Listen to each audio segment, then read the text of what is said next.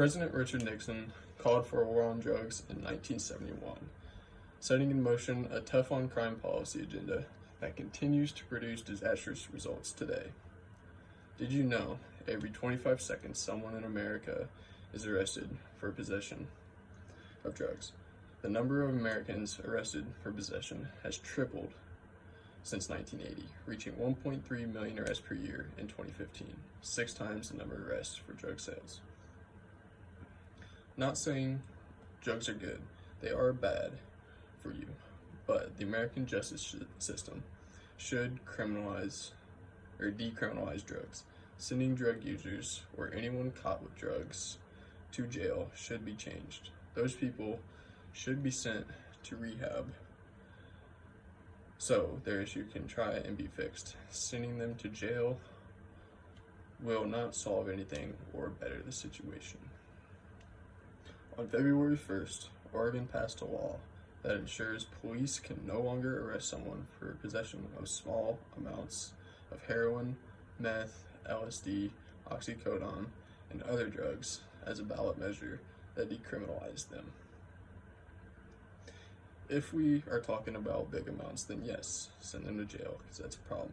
If it's just small amounts, then they have an addiction that needs attention. Give them a fee, send them to rehab, that's it.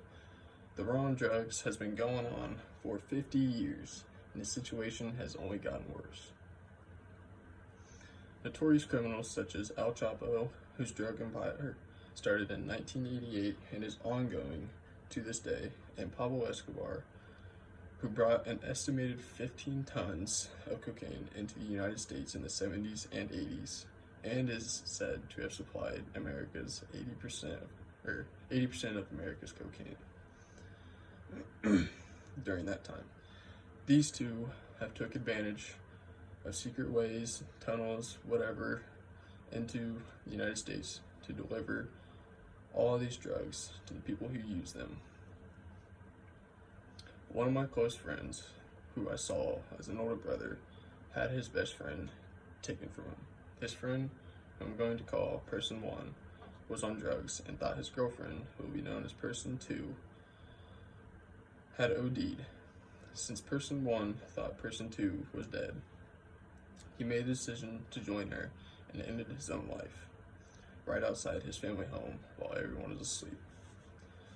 My friend and Person 1 were seniors at my high school. Person 1 was a scholar, played varsity sports, and planned to attend Northwestern in Chicago.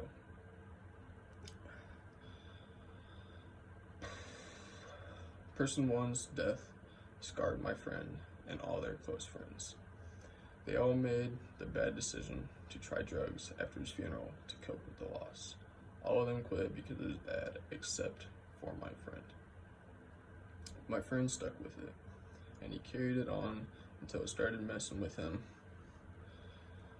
My friend, who had a scholarship for college and sports, and who was also an honor student, ended up dropping out of college, moved back with his parents. He now goes to a community college, was medically declared severely bipolar. Whenever I talk to him, I have a hard time listening because of what he talks about.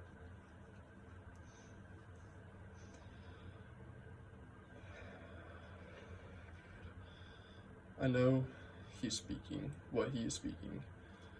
of what is going on in his head, what he's thinking, and he can't help it. Drugs can really make someone completely different if they don't get the help that they need and try and fix everything.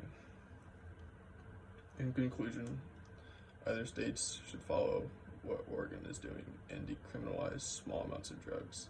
Send the people caught with small amounts of drugs to therapy, charge them a fee like $100 or so, not to jail where they can get better and won't learn anything.